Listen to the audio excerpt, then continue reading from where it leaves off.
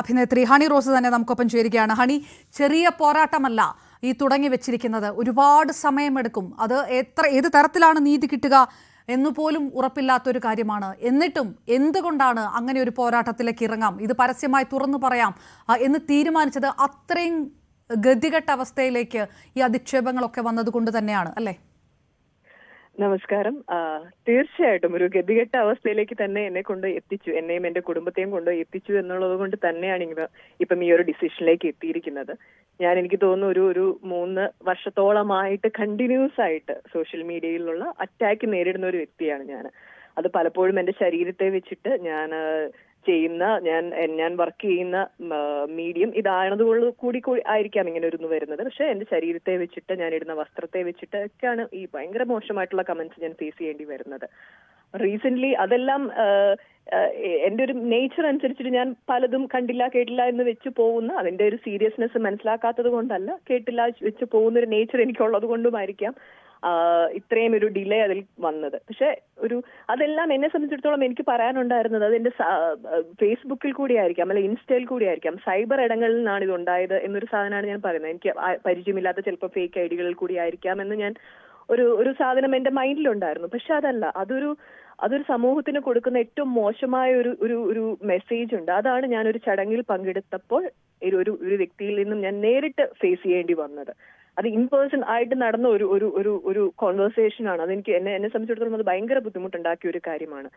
അതിൽ നിന്നാണ് ഈ ഒരു അവസ്ഥയിലേക്ക്, ഈ ഒരു ഡിസിഷനിലേക്ക് എത്തിച്ചേരാനുണ്ടായ ഒരു സംഭവ വികാസങ്ങളെല്ലാം സംഭവിച്ചത് അതിനുശേഷമാണ്. അതായത് ഹണി, സൈബർ ഇടത്തിൽ എത്രയോ വലിയ ജനക്കൂട്ടമുള്ള ഉദ്ഘാടന ചടങ്ങുകൾക്കൊക്കെ പോകുന്ന ഒരാളാണ് ഹണി.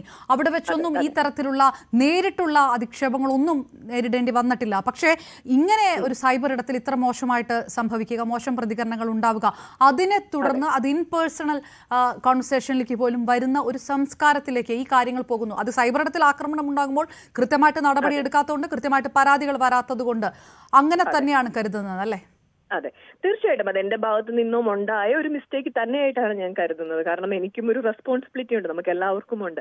പക്ഷെ എന്റെ ഒരു സ്വഭാവം, എന്റെ ഒരു നേച്ചർ അനുസരിച്ച് ഒരു പ്രശ്നത്തിലേക്കോ ഒരു ന്യൂസ് ക്രിയേറ്റ് ചെയ്യുന്ന ഒരു സ്വഭാവം എനിക്കില്ല. ഞാനൊരു 20 വർഷമായി സിനിമ ഇൻഡസ്ട്രിയിൽ നിൽക്കുന്നത്. അപ്പം കഴിയുന്നതും വിട്ടുകളയാൻ പോകുന്നത് പോട്ടെ എന്നുള്ളൊരു രീതിയിൽ അങ്ങനെ ഒരു ബിഹേവിയർ ആണ് എനിക്ക്. അതൊരു ശരിയായ പ്രവൃത്തി ആയിരുന്നില്ല എന്നിപ്പോ ഞാൻ പൂർണ്ണമായിട്ട് മനസ്സിലാക്കുന്നുണ്ട്. കാരണം ഈ ഒരു കഴിഞ്ഞ കുറെ നാളുകളായിട്ട് ഞാൻ അനുഭവിക്കുന്ന മാനസിക പ്രശ്നങ്ങൾ അതാണ്. കാരണം എന്നെ സംബന്ധിച്ചിടത്തോളം എനിക്ക് ഞാൻ ഭയങ്കര ബ്ലെസ്ഡ് ആണ്. കാരണം അത്രയും നല്ല അച്ഛനും അമ്മയും എനിക്ക് കിട്ടിയിട്ടുണ്ട്. എനിക്ക് ചുറ്റും നിൽക്കുന്ന ആളുകൾ, എന്നെ സ്നേഹിക്കുന്ന ആളുകൾ, എന്റെ റിലേറ്റീവ്സ് ഒക്കെ അത്രയും നല്ല മനുഷ്യരാണ്. പിന്നെ എവിടെ നിന്നാണ് എനിക്ക് ഈ ബുദ്ധിമുട്ട് ഫേസ് ചെയ്യേണ്ടി വരുന്നത്? അപ്പൊ തീർച്ചയായിട്ടും അത് ഒരു സൊസൈറ്റിയിൽ നിന്നാണ് ഞാനിത് ഫേസ് ചെയ്യുന്നത്, അല്ലെങ്കിൽ സോഷ്യൽ മീഡിയ പ്ലാറ്റ്ഫോമുകളിൽ നിന്നാണ് ഞാൻ ഫേസ് ചെയ്യേണ്ടി വരുന്നത്. അതുകൊണ്ട് തന്നെ എനിക്ക് ഡിപ്രഷന്റെയും ആൻസൈറ്റിയുടെയും ഒക്കെ ടാബ്ലറ്റ്സ് പോലും എടുക്കേണ്ടി വരുന്നു. എന്നെ കാണുമ്പോൾ ആളുകൾ പറയും ഞാൻ ഭയങ്കര സന്തോഷത്തോടെയാണ് എല്ലായിടത്തും സംസാരിക്കുന്നത്, ചിരിച്ചുകൊണ്ട് നിൽക്കുന്നത് എന്നൊക്കെ ആളുകൾ പറയും. പക്ഷെ അതല്ല, നമ്മുടെ ഉള്ളിൽ ഒരു ഭയങ്കരമായ എന്താ പറയാ, ഒരു അഗ്നിപർവ്വതം തന്നെ പുകഞ്ഞുകൊണ്ടിരിക്കുന്നുണ്ട്. ഇതെല്ലാം നമ്മളെ അഫക്ട് ചെയ്യുന്നുണ്ട്, ഒന്നല്ലെങ്കിൽ വേറൊരു രീതിയിൽ അഫക്ട് ചെയ്യുന്നുണ്ടെന്നുള്ളതാണ് അതിന്റെ യാഥാർത്ഥ്യം. അപ്പൊ അത് ഒരു പരിധി വിട്ട് നമ്മളെ അബ്യൂസ് ചെയ്യുന്ന രീതിയിലേക്ക് അത് വന്നു കഴിഞ്ഞപ്പോഴത്തേക്കും ഇനി അതിന് നമ്മൾ നോക്കി നിൽക്കേണ്ട ആവശ്യമില്ല എന്നുള്ളൊരു എല്ലാവരും കൂടി കൂട്ടായി എടുത്തൊരു തീരുമാനമാണ്. ലോയേഴ്സിന്റെ അടുത്ത് നമ്മൾ സംസാരിച്ചിരുന്നു. കാരണം ഇതൊരു ചെറിയൊരു ഫൈറ്റ് അല്ല, പറഞ്ഞതുപോലെ തന്നെ ഒരു ചെറിയൊരു കാര്യമല്ല. ഇതിപ്പോ എനിക്ക് ഒരാളെ അറസ്റ്റ് ചെയ്ത് ജയിലിൽ കൊണ്ടുപോയിട്ട് ഒരാളെ ബുദ്ധിമുട്ടിക്കുക എന്നുള്ളതല്ല എന്റെ ലക്ഷ്യം. ഇതൊരു അവയർനെസ് കൂടിയാണ്. ഇത് ചെയ്യാൻ പാടില്ല, ഇതൊരു ക്രൈമാണ്. നിങ്ങൾക്ക് എന്തും വിളിച്ചു പറയാം എന്നുള്ള ഒരു അവകാശമോ അധികാരവും ഇല്ല എന്നുള്ള ഒരു സാധനം, ഒരു അവയർനെസ് തന്നെ ക്രിയേറ്റ് ചെയ്യാനുള്ളതാണ്. അങ്ങനെ ഒരു മെസ്സേജ് ആയിരിക്കണം ആളുകളിലേക്ക് കൊടുക്കുന്നതെന്നുള്ള ഒരു എന്താ പറയാ, ഒരു ആവശ്യം കൂടി എനിക്ക് ഇതിന്റെ പിന്നിലുണ്ട്.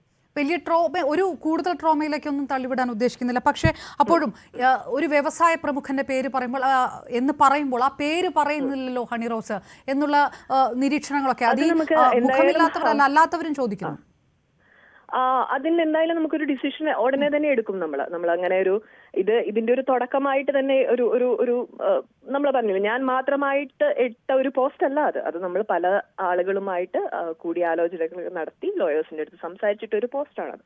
ഇനി അതായത് അതിൽ നിയമോപദേശം എങ്ങനെയാണ് തേടിയ ശേഷം ഈ പേരും ആരാണെന്ന് തന്നെ പറഞ്ഞുകൊണ്ട് അത്തരം ഒരു നടപടിയിൽ കടക്കാനുള്ള നീക്കം കൂടി നടത്തും. നമുക്ക് തീർച്ചയായിട്ടും എനിക്ക് അങ്ങനെ ഒരാൾ നമ്മളെ ഉപദ്രവിച്ചത് ഞാൻ എക്സ്പീരിയൻസ് ചെയ്ത കാര്യത്തിൽ ഡെഫിനറ്റ്ലി എനിക്ക് അതിന്റെ എല്ലാ രീതിയിലുള്ള ദേഷ്യവും പരാതിയും വിഷമവും ഒക്കെ എന്റെ ഉള്ളിലുണ്ട്.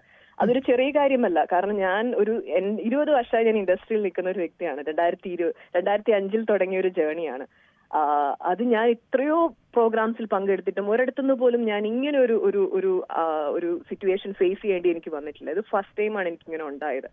ആ പ്രോഗ്രാമിൽ ഞാൻ പ്രതികരിച്ചില്ല എന്ന് പല ആളുകളും പറഞ്ഞു. കാരണം അവിടെ ഞാൻ എങ്ങനെ പ്രതികരിക്കും? കാരണം ഒരു ഷോക്കാണ് നമുക്ക് സഡൻലി ഇത് വരുന്നത്. ഇത് എന്റെ തലയിൽ കൂടി ഒരു 100 കാര്യം പോയി. ഞാൻ ഇതെന്താണ് ഇതിന് ചെയ്യേണ്ടത്, ഇതെങ്ങനെയാണ് ഇപ്പൊ ഇതിനെ റിയാക്ട് ചെയ്യേണ്ടത്? കാരണം എത്രയോ ആളുകൾ നിൽക്കുന്ന ഒരു ചടങ്ങാണ്. ഞാൻ അങ്ങനെയുള്ള ചടങ്ങുകളിൽ എപ്പോ പോയാലും ചിരിച്ച മുഖത്തോടെ മാത്രമേ നിങ്ങൾ എന്നെ കണ്ടിട്ടുണ്ടാവുള്ളൂ. കാരണം ഞാൻ എൻജോയ് ചെയ്യുന്ന ഒരു അവസരമാണത്. ആളുകളായിട്ടുള്ള ഇന്ററാക്ഷനും ഒക്കെ എനിക്ക് ഭയങ്കര സന്തോഷമാണ് അത് തരുന്നത്. പക്ഷെ ആ ഒരു ചടങ്ങിൽ മാത്രമായിരിക്കാം എൻ്റെ മനസ്സിന് ഭയങ്കര ഒരു ബുദ്ധിമുട്ടുണ്ടായി ഞാൻ തിരിച്ച് ഇറങ്ങിപ്പോരേണ്ടി വന്നത്.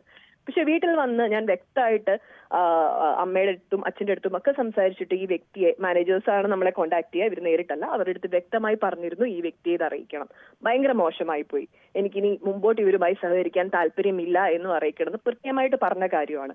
പക്ഷെ പിന്നെയും നമ്മുടെ പുറകെ നടന്ന് നമ്മുടെ പേര് പലയിടത്തും മെൻഷൻ ചെയ്യുക, വീഡിയോസ് ഇടുക, അല്ലെങ്കിൽ പർപ്പസ്ഫുള്ളി വീഡിയോസ് ചെയ്ത് നമ്മളെ മോശക്കാരാക്കുന്ന രീതിയിൽ ചിത്രീകരിക്കുക എന്നൊക്കെ വന്നപ്പോഴത്തേക്ക് നമ്മുടെ എന്താ പറയാ, കയ്യിൽ നിന്ന് പോയി എന്നുള്ളതാണ് സത്യം. നമുക്ക് ഇനി അതിൽ നോക്കി നിൽക്കണ്ട എന്നുള്ളൊരു തീരുമാനം ഞാനും എന്റെ ഫാമിലിയും എല്ലാവരും ചേർന്ന് എടുത്തതാണത്.